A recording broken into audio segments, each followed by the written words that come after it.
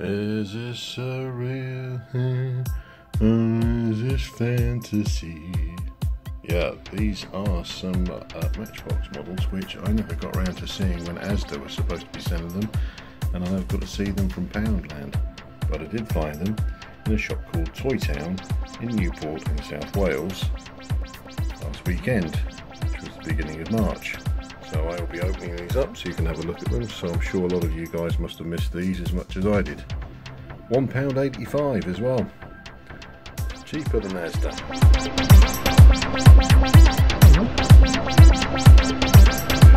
First one. And it is, whoops, clumsy. The 1970 Plymouth Cuda Barracuda. In this rather interesting green colour, with these very large wheels, but pretty good graphics on the side. Let's get that AF sorted. That's autofocus. Anyway, so yeah, these wheels are interesting choice, but they're too big and they're too high.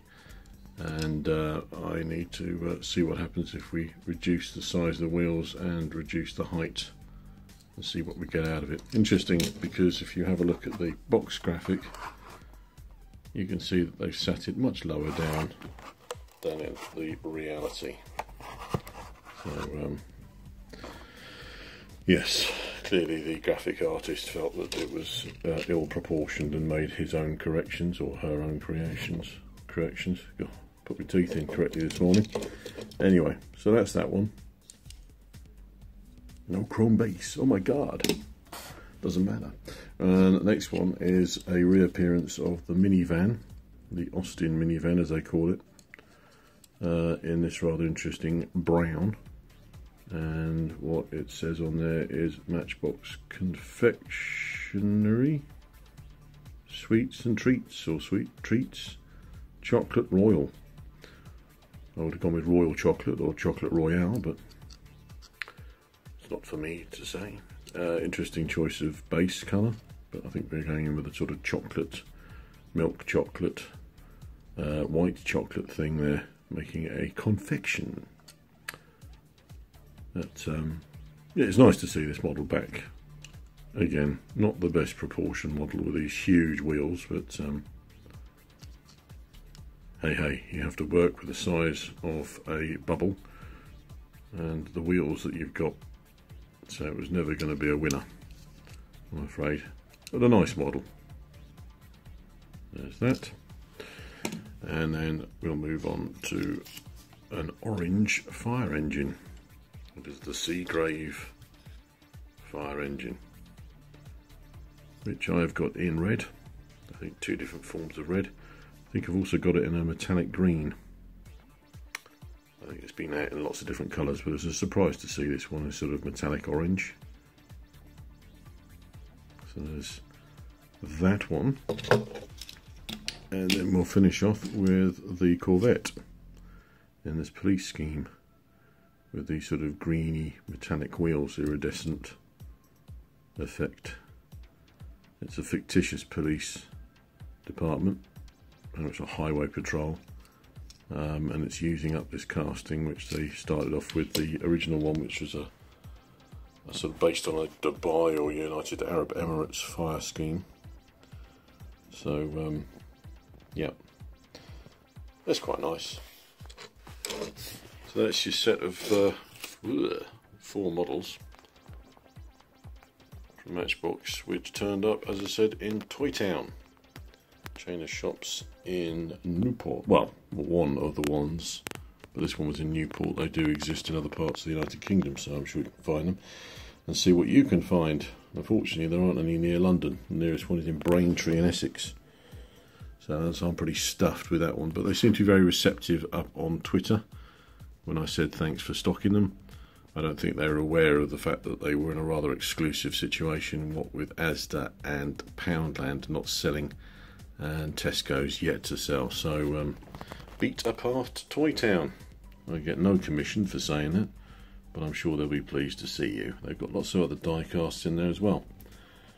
So there you go, guys. It's not quite the drought we thought. These aren't new models, as you can see from the packaging. I don't know what batch they are, I don't keep on top of all of that, but I think that they are from about a year ago. Possibly. Sorry about my finger. Ta-ta for now. So here we go, little inspection of model in decent light conditions. There you go, excuse my hand. Doesn't it look nice? Although a bit high. Man. Next. And it's this one. Ooh, yes. Confectioners. Shiny chocolate. Shiny milk chocolate.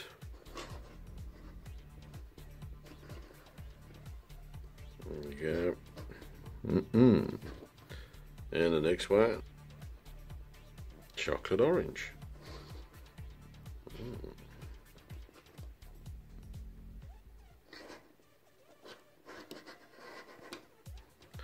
Oh, for a turntable.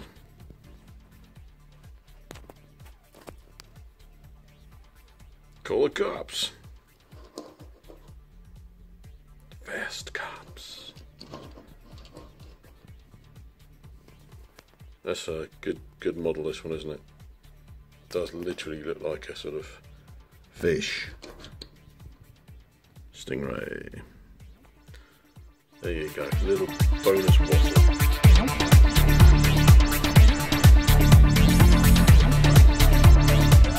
Well, it's been a while, hasn't it, since we looked at Racing Champions. Yeah, as you probably know from previous videos, I picked these up from my local toy shop, place in Rushden, just down the road from me. And I've got a box of stuff which I've put to one side, and every now and again I go to my box and I pick something out. And there's a few pieces I didn't put in the box, and this was one of them, and it's been lingering in the shop for just about a year, I suppose. He got these in the shop, and over the year I've been buying one at a time. He's been charging £9 a pop on them, which is rather a lot actually. I mean, I know they're old. Let's have a look how old it is. We'll look at the back. There we go. It's pretty old. 1998. I suppose it says that on the front as well, actually, doesn't it? So it's very old. Ooh, almost vintage. I suppose anything pre-98 is a fairly vintagey kind of year. So this is like right on the cusp of vintage. It's not particularly rare either. It says it's limited edition. One of 9,998, which I guess that's nearly 10,000. That's a lot. In this day and age, that is a lot. I suppose back in 1998, it wasn't. I think we need to open it up and have a look though, don't we? Let's do just that. Complicated bit. Now we're going to see, is it a crumbler? Because I remember 1998. It's the year of the crumbler. I've had a few crumblers. Well, I haven't actually had them myself. I've seen them in the shop crumbling. I pointed them out to my favourite shop owner, old Will, and he's obviously pulled them off now, put them to one side in the crumble section. But this one seems to be okay. It's that classic 1998 Racing Champions paint job, a little bit smudgy and blurry. It does put me off getting them a little bit, especially when they've got this many colours on, because for some reason I suppose back then they weren't as accurate in the spray up as they are nowadays. But all that into consideration, not a bad job at all. It's even got someone's fingerprint there on the inside of the windscreen, I'm guessing. Must be a big crook in there. I love that net as well. You don't see that very often on model police cars, especially this scale. This scale being actually 158. There's a lot of cars around in 158 at the moment, especially in my collection, and things that I've just opened recently as well. So that's good in a way. It means I can put it up next to other cars and get a good scale readout, as it were. Of course, this has got the opening bonnet feature. Let's have a look at that. Little engine in there. Wow, little Ford block of some sort. Who knows what? Of course, a very popular police car. This one with the New York Police. This is a 1950 Ford. It doesn't say what kind of Ford. It's just a Ford police car. I did do a little bit of research because the colour is just so crazy. I mean, imagine having a police car this colour. It's not exactly standing out, is it? It's the white bit maybe and the black bit, but all that green, and it is period accurate. During the 1950s in New York, this was the way that a New York police car looked. Had the precinct on the side there, 109th precinct. Crazy, lovely, lovely little old bobble on the top, lollipop, whatever you call them. That's great, isn't it?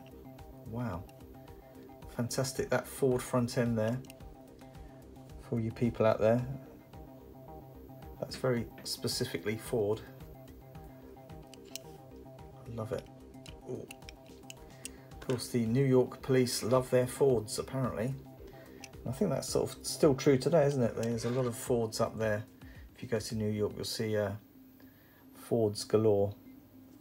New ones, not particularly old ones, but there are still a few old police cars kicking around, but not of this age, of course. But it's really nice. Okay, it's got a lot of very old oils on the side there. It's like 20-year-old piece, this one. At least. Yeah, it's about 20 years old. Wow. Look at that steering wheel. That's brilliant. Nice dashboard too. Looks like it's all made of metal. That's brilliant. It's reminiscent actually of an M2 or something, isn't it? Beautiful. Painted lamps. Lots of lovely chrome. Metal base. Rubber tyres. It's always a bonus. Does it roll? Yeah, it does roll. Look at that. Been after a police car in it for ages. It's just typical that the first decent police car I get, it's about 1 million years old. That's going to make the police chase interesting, that's for sure.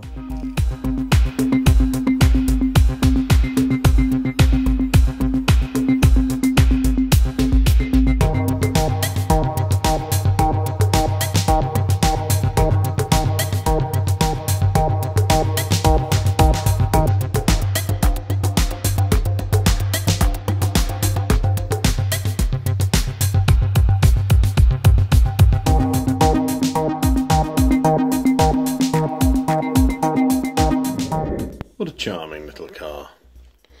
This is a Matchbox Model Z ST 1926 Morris Bullnose Cowley. Morris Cowley Bullnose. Okay, it's called Bullnose because they thought that looked like a bull's nose. I never quite got my head around that one. The symbol for Morris cars was a bull over some water, a red bull over some water, which was to do with Oxford. Okay, so that's why Oxford got its name, and of course Oxford was where the Morris factory was in Cowley. So anyway, you can look at that all up on the wonderful internet. So I picked this up in a market stall in Covent Garden for the princely sum of £5, which, I don't know, having looked at eBay, probably that was about right, and it is central London. So this thing was produced, I think, from around about 1956 through until probably the early 60s, most notably missing any form of headlamp, and I think that was just because it was difficult to cast and they didn't think it was that important, although quite how the car was supposed to see where it was going I don't know. Sometimes cars didn't have headlamps and they were optional extras. If you drove around in the day you didn't need them. This is, on the back here, is what is referred to as a dicky seat. It was an occasional seat, so that if you, often people would say they'd put their mother-in-law in the back, but obviously you could be a bit drafty. And that folds down. It's a very nice little bit of casting there actually. In these days of plastic. And when we think about Matchbox doing these opening features cars as though it's a big thing, back in 1956 it wasn't such a big deal. No plastic. The only plastic on this is on the tyres. So I don't think I've ever actually had a yesteryear model of this sort of age. It's one of the sort of stage 2 of the yesteryears, where we see plastic tyres, because up till then I think it was metal wheels. So early days in the Matchbox empire. Excuse my cough. This needs a bit of washing. I said to K5 when I got it, I was thinking of renovating it and perhaps doing it a different colour, because I don't particularly like the colour scheme. And it's interesting that many years later Matchbox did the Model A Ford in this sort of fixed head coupe look, the one that had the big wheel at the back, and they chose the same colour scheme for that. Interesting enough, I don't know whether there's a nod to the past perhaps, but it's a strange colour. I would have gone for something darker, but this is the 1950s when colour was the big thing. After all the wartime years, people wanted to see things that were colourful, and essentially these things were sold as sort of toys, so I suppose they wanted them to be jolly. So not an awful lot more I can really say about it. There's no interior, there's no glass. We moan about these things now if we don't see them, but back then it was a standard thing. And that's about it really, that's all I can tell you. And I thought I'd just show you something different, something old, very old in fact actually, because that's, gosh I can't even work out how old that is, very old, 60 and a bit years. There you go. Okay, see you around. Right, this is a very brief history of American car culture from around about 1947 to about 1955. This car you see in front of you right now is a Revell lowrider, but it's a lowrider of a Chevy Fleetwood from around about 1947. Art Deco, yes, that was the big thing back then. Art Deco was influenced by speed and grace, and also simplification. So by 1947, lots of cars in America in particular had started to lose this running board. As you see down the side of the running board has been taken away, and the sides are flattened out, but we're still keeping nice big haunches and this great big bulge here where the engine lives. Of course, engines back then were huge, big V8s, but they took up lots of space and didn't really commute to a lot of power. So there's a 1947 Fleetwood, and this car was really the mainstay of America during the Second World War. I think it was originally designed, well, this kind of design was around since 1941 or 1940 or thereabouts. So it's very 40s. And of course, after the war, America wanted something more exciting. And so they started to get rid of this bulge here. So by 1953, we start to see cars looking a little bit more like this. So we've still got some of the haunches, still got some of the bulge, but the cars are much lower and looking a little bit more compact. And this style of car really was the way ahead for the rest of the world. It took the world quite a long time to catch up with this one. As you can see there, a slight hint there of wingage at the back there with those tail lights. So if you look back again to the past, not a lot going on, but in the 1950s people really wanted to talk about their jet fighters. And here's a Ford. There's the old Ford Crown. Slightly bigger scale, but we get to see some more information here. This is 1955-56. Lots of hood ornamentation, very dangerous if you're a passenger, of course, pedestrian. You'd get yourself clonked on that.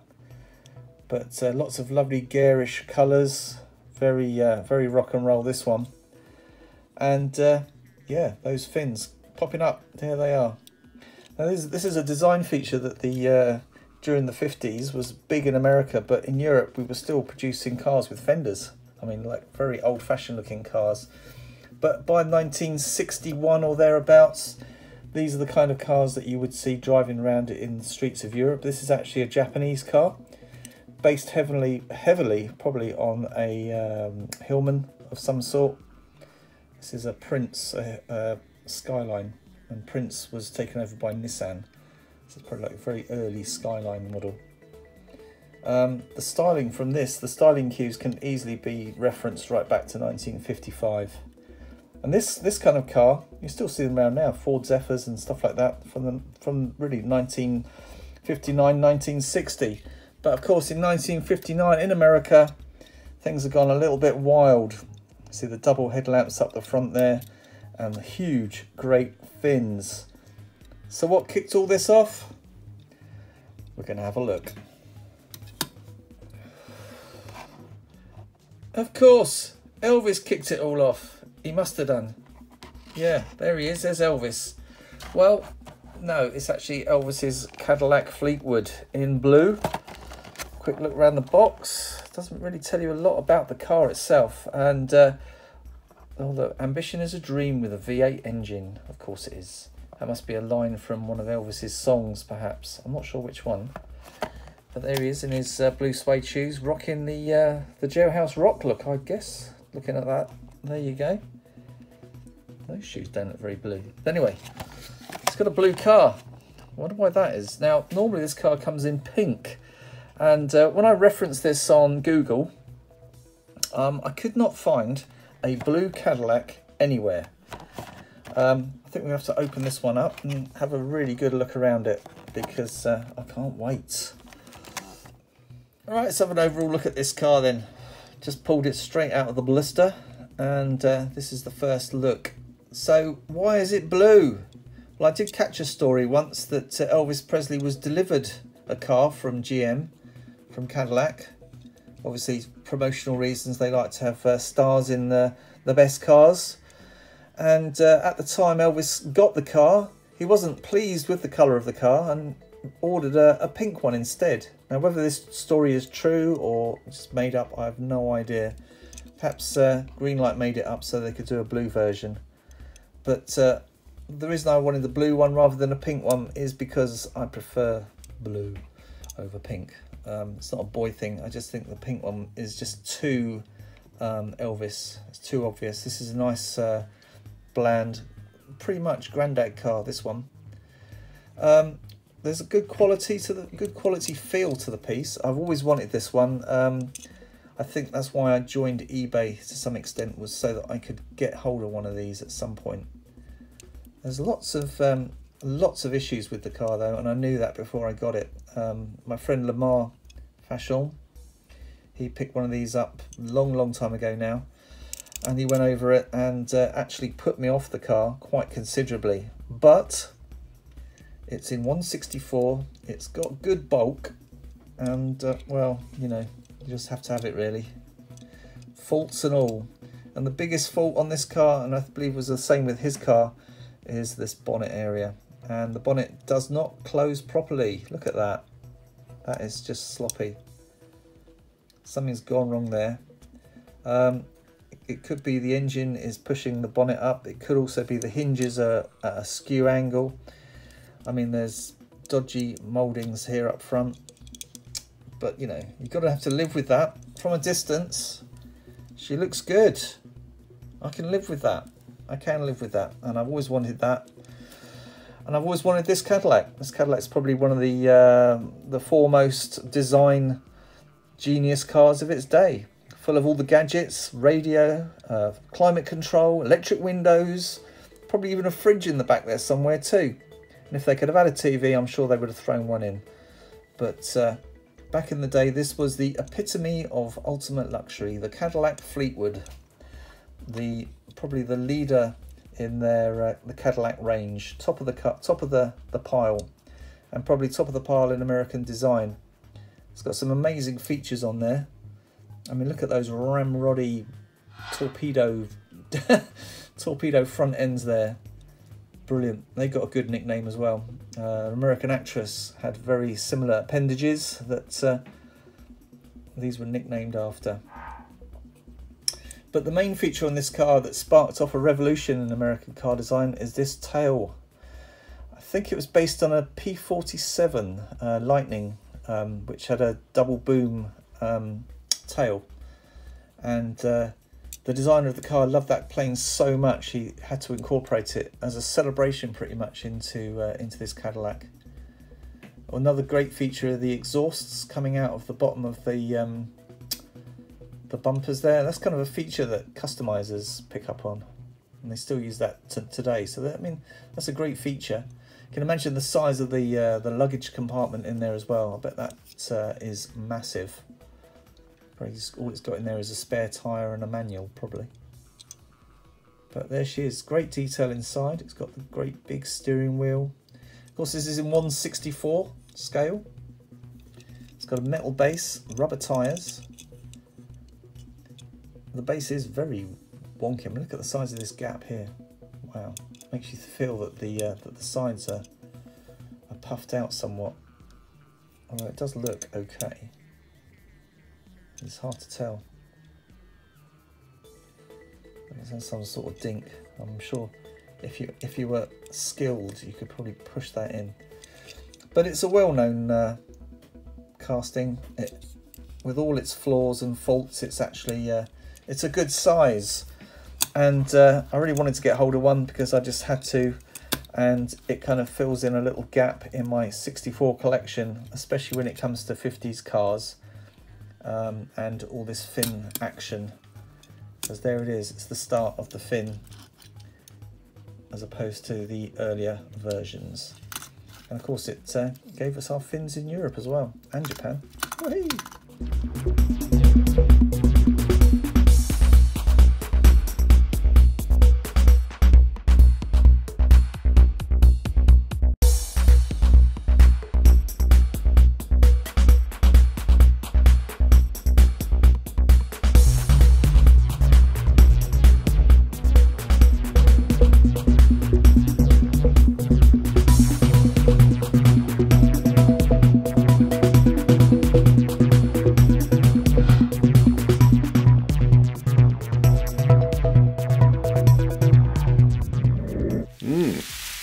Something different again, and it's a Solido.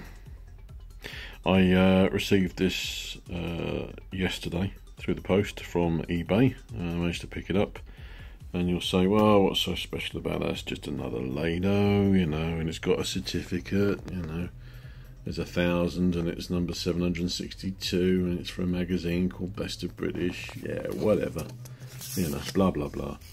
Well, there's the box, which means it's a Corgi one because it's got a Leicester address on it. What is special for me is the fact that I used to work for this magazine. In fact, I worked for this magazine on 3 separate occasions, and there's a little bit of a legend about these really. One is the fact that they were issued by the magazine as a reader offer in the early 2000s. There were supposed to be 1,000 of them, I believe there were, and you just couldn't get hold of them. And whenever I've looked at Solido collections in shops and at model fairs, I've never seen this one. And we didn't have any in the cupboards, you know, as you'd expect, a little amount left over, because in fact the magazine had changed hands around about 2012. So it was the previous owners that had done this offer. And yeah, I managed to get hold of it. It was on a bid.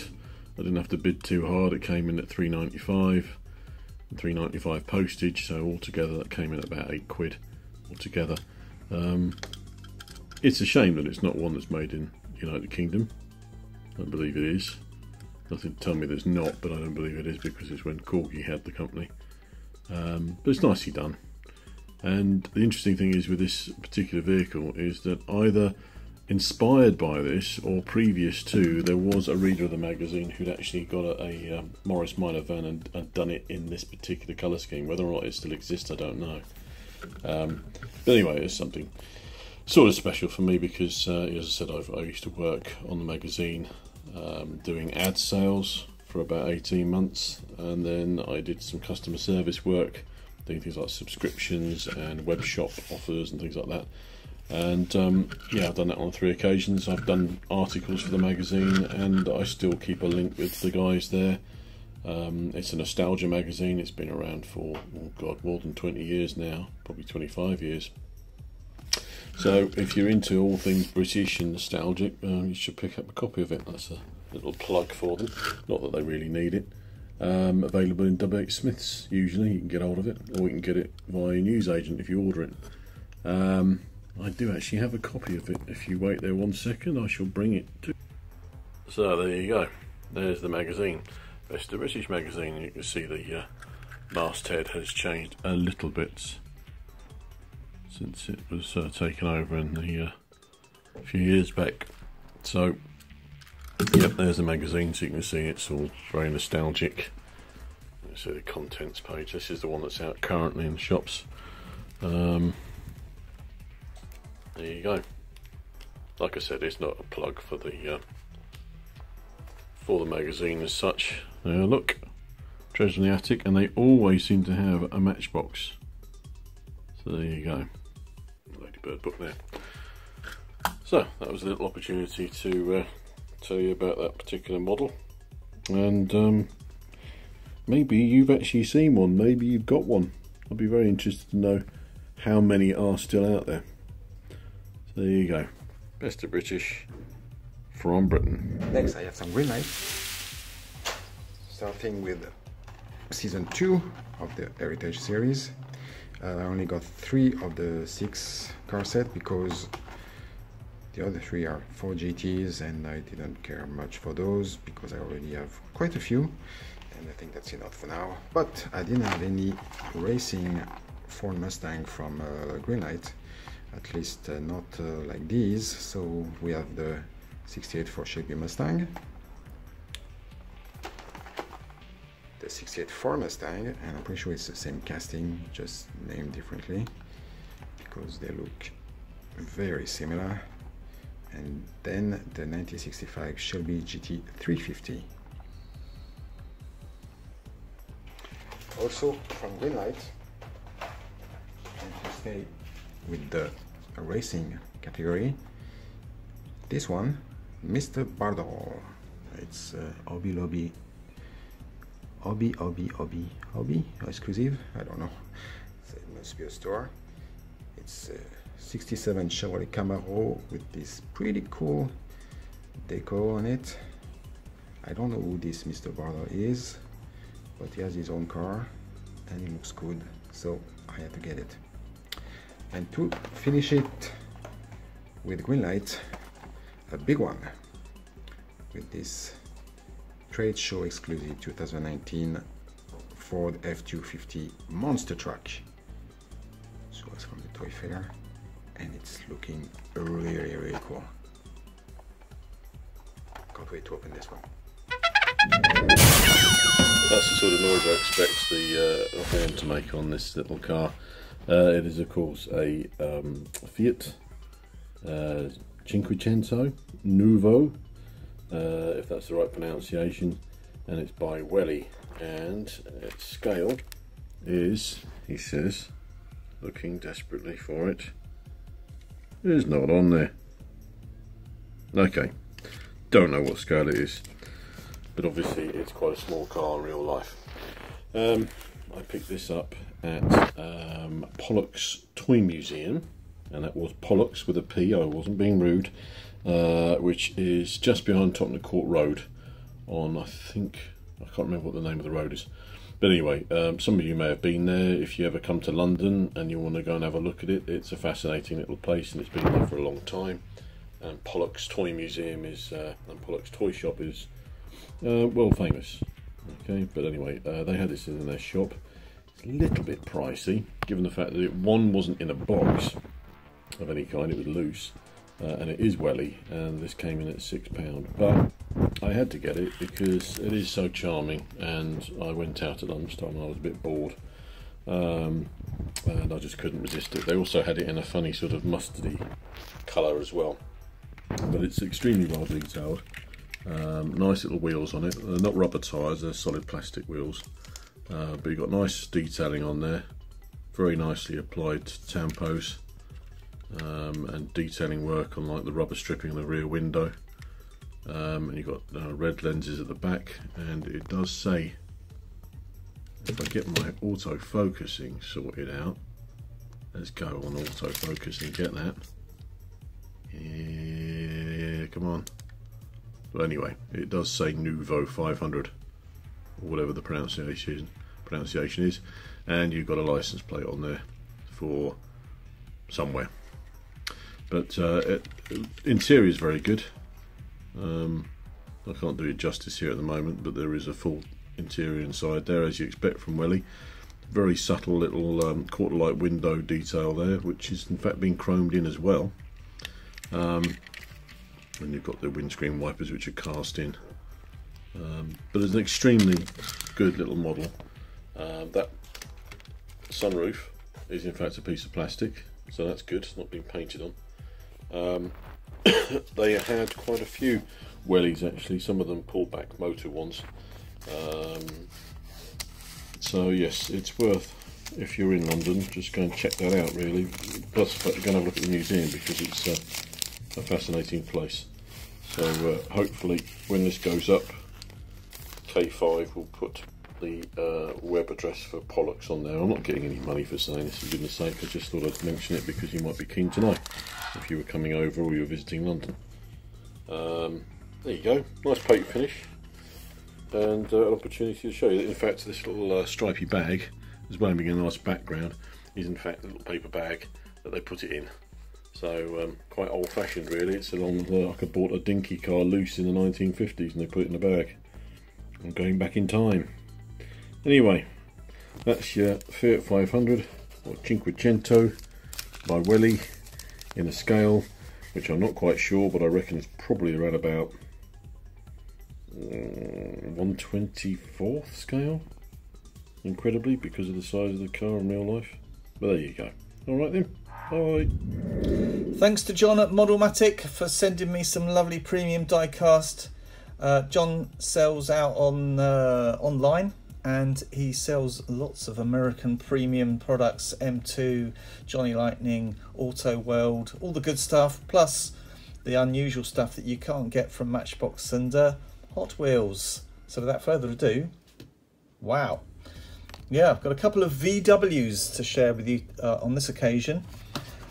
These are probably still in stock in his on his shop. So here we have a Solido Samba. That rhymes nicely, in 1/64 scale.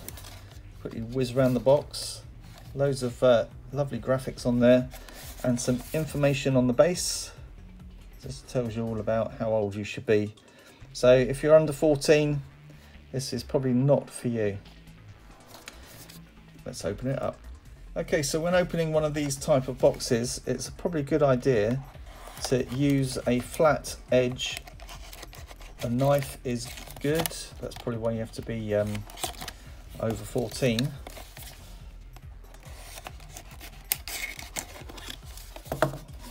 And that allows us to get to the interior. So you push out all the contents to reveal the inner blistering. So on the base we have a screw. So we'll just unscrew that. Well, it's free. Let's take this Samba out. Well, since the last time I reviewed one of these Solidos, I've discovered that the actual manufacturer of these is Kyosho.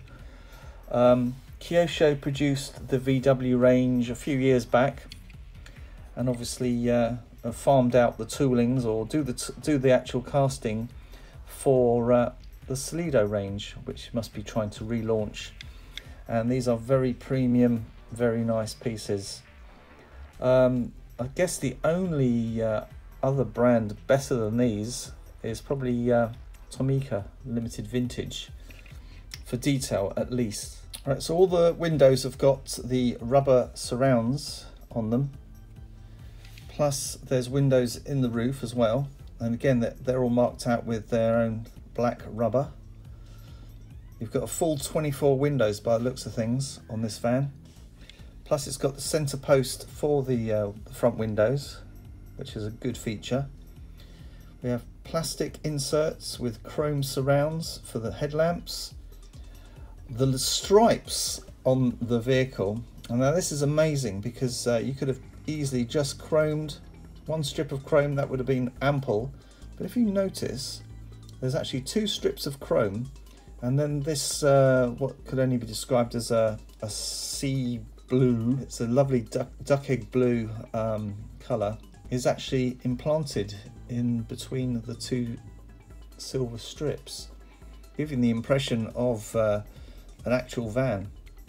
There's a little chrome strip down the bottom as well, and then the bumpers are marked out in cream, and again have got their own little silver strips with black rubber inserts on them. Now that is an amazing attention to detail. And here on the rear we've got again the Barker lights with an orange top light and 2 red base lights. I mean, this is just amazing detail. The casting itself is a little bit blotchy. I mean, whether the paint's really thick or the casting is a bit worn, I don't know, but there is some of the detail is a little bit masked with the paint. But overall, the general effect and the dimensions of the vehicle are brilliant. And look at those wheels. Nice little moon hubs there on those steely wheels. The base is plastic, the tyres are rubber. Looks like the wheels were actually chrome and then painted blue. So that's an interesting, or probably tampoed blue. It's got a separate, why is it a separate exhaust? It kind of looks like it's part, no, it is a separate glued on, I think. Yeah, it is. Exhaust and muffler. All the necessary running gear is there. Wow. Oh, there we go. So the base is held on with just one rivet. Made in China, Solido. 164, Type 2 T1.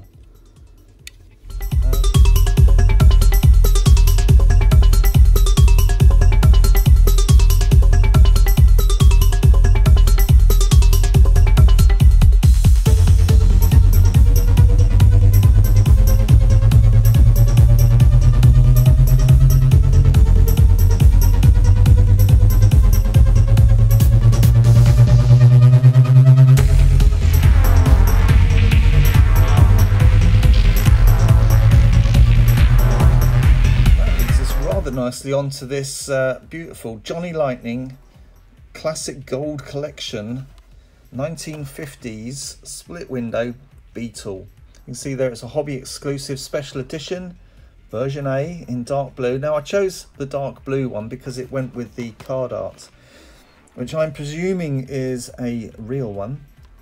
Looks like a US spec model as well. There are a few little differences here, but we'll go over that later. And there's the other cars available in the series. Now the only time I've seen this casting was in, well, it was a Le Mans Fashion video, and also I've seen it on wheels and things, and it was a different colour. It was in a kind of it was like a silvery blue, light blue colour, and that was a release from 2007. This particular release is obviously 2017 possibly. There we go. So yeah, there was a few flaws on that casting, and I'm wondering if they've, I'm hoping they've sorted that out. But there we go. Let's check it out. I love these little fun facts on the side of the card here. It says that the light-hearted magazine ads touted the Beetle as easy to push. It got 32 miles to the gallon, so drivers might forget when they last filled it up. And it says the production of the split rear window ended after 14 years in March 1953. And after that, the window was changed to a single oval. Let's get it out.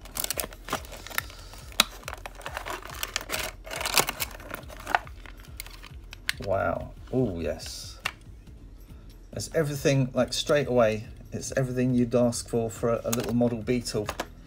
So the casting flaw that I recall was quite a vicious one actually. It was all around the front end, and basically there was a join in the castings. You can see across the front there, just above the latch, there's a line, and unfortunately this line was very, very dented into the original version. But on here it seems to have been fixed, which is brilliant. And there's no nasty casting marks around the front fenders either, so that's all good. Another flaw was the bluing or the colouring of the hubs, and it seems to have changed the hubs. The older hubs were much smaller than these ones, and these are quite big, and actually they suit the vehicle better, I think. Now, I was talking earlier about US spec Beetles. Of course, this is a classic vehicle, and look at that, it's even got black planted inside the exhaust just to give it that little bit of extra 3D. Now that is a great little touch. The US spec version didn't have this silver stripe down the side of the car. If you notice on the cover art, it's not there. I'm not sure why that is. Maybe it's some kind of import thing, I don't know. But anyway, that is really the only big difference that I can see from a US spec to a Euro spec car. So we can actually safely say this one could be a European car because it is on the German side or the European side. Another brilliant feature of this, look at the colour of that glass in there. Now that is the proper colour of real auto glass. I mean, you know, you get that kind of greeny, bluey greeny cross section, and there it is. It's beautifully reproduced. Just looks white, but it's actually got that lovely little green tinge to it, and I like that a lot. Metal base, rubber tyres, RC2 on the base. What else we got there? Made in China. No date. Oh, 2004. So that's kind of after the James Bond period. I'm not sure. This probably was just a fun release for RC2, Johnny Lightning at the time. Probably needed to release this old Beetle. What does it say on the back there? It says Win-ooey? Win-ooey. That's interesting number plate. That could actually be the proper number plate. If you notice, another feature of the older cars as well are these single little stop lights and no marker lights. So in the UK, I think in the UK we had them popping out of the side of the windows here, which is I don't know if that feature is there. It might be. But overall, look at that. Look at the. Can you see the VW on there? Beautifully tampoed, and there's little little vents down the front there. I'm guessing they're for horns, little horn vents. But overall, it's absolutely flawless. I'm really, really pleased with this piece, and thank you for sharing it with me. Wow, that rear end though. That's what it's all about. Just iconic.